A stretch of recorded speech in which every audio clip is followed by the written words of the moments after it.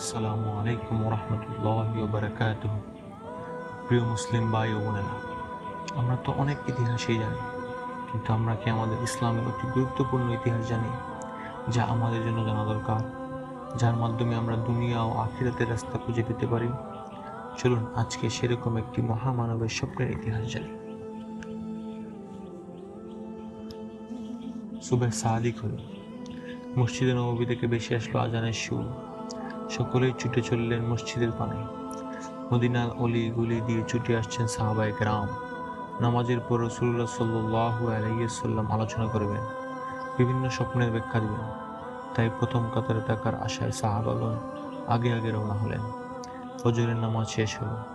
রাসূলুল্লাহ সাল্লাল্লাহু আলাইহি ওয়াসাল্লাম সাহাবীদের দিকে মুখ ফিরিয়ে বসলেন। এটা নবীজি সাল্লাল্লাহু আলাইহি ওয়াসাল্লামের নিত্যদিনের আমল ছিল।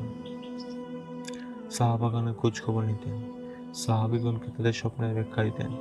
কেউ কেউ জানতে চাইলে তিনি তার জবাব দিতেন। অভ্যাস মোতাবেক তিনি ওই দিন জিজ্ঞেস করলেন, তোমাদের কারো কোনো কথা আছে কি?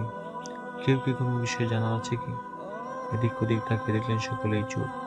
কেউ কিছু না বলে তিনি বললেন, শুনুন, আজ রাতে আমি অত্যন্ত সুন্দর এক স্বপ্ন দেখেছি। নবীজি সাল্লাল্লাহু আলাইহি সাল্লামের স্বপ্ন, তবে তো তা সত্য স্বপ্ন। উৎসুক হয়ে সকলেই সামনে এগোতে লাগলেন। নবীজি সাল্লাল্লাহু আলাইহি ওয়াসাল্লাম বলেন, আমি স্বপ্নে দেখি দু ব্যক্তি আমার হাত ধরে আমাকে একটি পবিত্র স্থানের দিকে নিয়ে যাচ্ছে। কিছু দূর যাওয়ার পর দিকে একটি লোক মাটিতে বসে আছে, আর তার পাশেই একজন দাঁড়িয়ে আছে। দাঁড়ানো লোকটির হাতে একটি লোহার করাত। সে এ করাত দিয়ে বসা লোকটির মাথা চিরছে। চেহারার সম্মুখ দিক থেকে করাত লাগিয়ে মাথা কেটে পেছনের দিকে নিয়ে যাচ্ছে, আবার অন্য দিক থেকে এরূপ করছে। একদিক থেকে কেটে যখন অন্য দিকে কাটতে যায়, তখন তা পূর্বের কাটা দিকটি ভালো হয়ে যায়। এভাবে কাটে আর জোড়া লাগে। রাসূলুল্লাহ সাল্লাল্লাহু আলাইহি সাল্লাম বললেন, আমি ওই অবস্থা দেখে সাথীদেরকে জিজ্ঞেস করলাম, ব্যাপার কি? তাদের কি হলো? কেন তাদের সাথে এমন আচরণ করা হচ্ছে? তারা আমাকে বললেন, সামনে চলুন। আমরা সামনের দিকে অগ্রসর হলাম। কিছু দূর গিয়ে দেখতে পেলাম একজন লোক শুয়ে আছে, আর একজন একটি ভারী পাথর দিয়ে হাতে নিয়ে তার পাশেই দাঁড়িয়ে আছে। দাঁড়ানো লোকটি পাথর মেরে শয়নকৃত লোকটির মাথা চূর্ণ বিচূর্ণ করে ফেলছে। পাথর দ্বারা এত জোরে জোরে মাথায় আঘাত করে যে মাথা চূর্ণ বিচূর্ণ করে পাথরটি দূরে ছিটকে যায়। লোকটি উক্ত পাথরটি কুড়িয়ে আনতে আনতে মাথায় জোড়া লেগে যায়। সে পাথর কুড়িয়ে আবার আঘাত করে, পুনরায় মাথা চূর্ণ বিচূর্ণ হয়ে যায়। এভাবে মাথা পূর্ণ পূর্ণ আঘাত করতে থাকে। এই অবস্থা দেখে আমি ভীত সন্ত্রস্ত হয়ে গেলাম। সাহেবদেরকে জিজ্ঞেস করলাম, ব্যাপার কি? আমাকে একটু বুঝিয়ে বলুন। তারা জবাব না দিয়ে আমাকে বললেন, সামনে চলুন। আমরা সামনে অগ্রসর হয়ে একটি গর্ত দেখতে পেলাম। গর্তটির মুখের দিকে সরু, কিন্তু ভিতরটা খুব গভীর ও প্রশস্ত, যেন একটি গভীর তন্দুর। উহার ভিতরে দাউ দাউ করে আগুন জ্বলছে। বহু সংখ্যক নরনারী উহাতে জ্বলছে। আগুনের তেজ এত বেশি ছিল যে গর্তের মাঝে আগুন ঢেউকেছিল। ঢেউয়ের সঙ্গে সঙ্গে আগুন উঠলে গর্তের দ্বার দেশে পৌঁছে যায়। যখন আগুন নিচে নেমে যায়, লোকগুলো আগুনের সাথে সাথে নিচে নেমে যায়। আমি ভীত হয়ে সাথীদেরকে জিজ্ঞেস করলাম, বন্ধুগণ, এবার বলুন, এর সবের রহস্য কি? এবারও তারা বললেন, সামনে চলুন। আমরা সামনে অগ্রসর হয়ে দেখতে পেলাম একটি রক্তের নদী।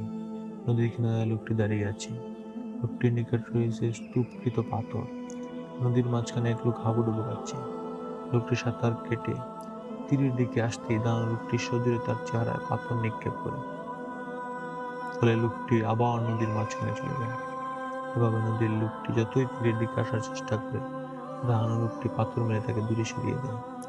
এমন নির্মম আচরণ দেখে আমি সাথীদেরকে জিজ্ঞেস করলাম, বন্ধুগণ, এসবের কারণ কি বলুন। এবারও তারা কোনো জবাব না দিয়ে আমাকে বললেন, সামনে চলুন।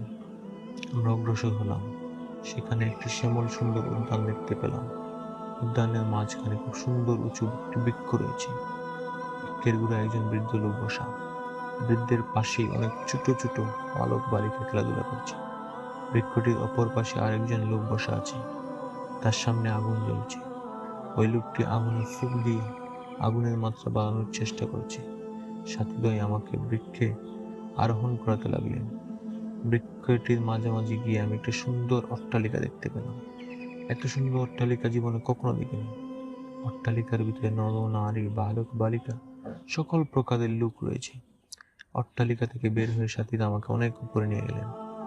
সে তাই পূর্বাপেক্ষা সুন্দর অট্টালিকা দেখতে পেল। গুহার ভিতরে শুধু যুবক ও বৃদ্ধ লোক দেখতে পেলাম। আমি সাথীদেরকে বললাম, আপনারা আমাকে বহু জায়গা দেখিয়ে ঘুরিয়ে ফিরিয়ে আনলেন, এবার বলুন এগুলোর রহস্য কি? সাথীদের বললেন, শুনুন, প্রথমে যে লোকটির মাথা করাত দিয়ে চিরতে দেখেছেন, সে ছিল একজন মিথ্যাবাদী। তার মিথ্যা বলার অভ্যাস ছিল। তার মিথ্যা দুনিয়া ভর প্রচার হয়ে যেত, তাই তাকে এই দুনিয়ায় আযাব দেওয়া হচ্ছে। দ্বিতীয় যে লোকটির মস্তক চূর্ণ বিচূর্ণ করা হচ্ছে, সে দুনিয়াতে আলেম ছিল, কুরআনের হাদিস শিক্ষা করেছিল, তদনুযায়ী নিজে আমল করেনি এবং অপরকে দ্বীনের শিক্ষা করেনি, যা দ্বারা এলেমে দ্বীন প্রচার লাভ করতে পারত। সে রাতে শুয়ে শুয়ে আরামের সময় কাটিয়েছে। হাসরের ময়দান হিসাব না হওয়া পর্যন্ত তারই আযাব হয়ে থাকবে। তৃতীয় নম্বর যাদেরকে আগুনের তন্দুরের ভিতর দেখেছেন, তারা দুনিয়ায় বেবিচারিণী ছিল। কিয়ামত পর্যন্ত তাদের এরূপ আযাব হয়ে থাকবে। চতুর্থ যে লোকটি আপনি রক্তের নদীতে সাঁতার কাটা অবস্থায় দেখেছেন, সে সুদ, ঘুষ খেয়ে এবং চুরি করে মাল জমা করেছিল। কিয়ামত পর্যন্ত তার এ ধরনের আযাব হয়ে থাকবে। পঞ্চম যে লোকটি বৃক্ষের নিচে দেখেছেন, তিনি হচ্ছেন হযরত ইব্রাহিম আলাইহিস সালাম। ছোট ছোট ছেলে মেয়ে যাদেরকে খেলাধুলায় লিপ্ত দেখেছেন, তারা হচ্ছে মুসলমানদের নাবালিগ ছেলে মেয়ে। আর যিনি অগ্নি প্রজ্বলিত করেছিলেন, তিনি হচ্ছেন দুজকের দারোগা মালিক নামক ফেরেশতা। আর বৃক্ষের উপর যে প্রথম অট্টালিকা দেখেছেন, উহা ওই শহীদগণের বাসস্থান, যারা দুনিয়া ইসলামের জন্য শহীদ হয়েছেন।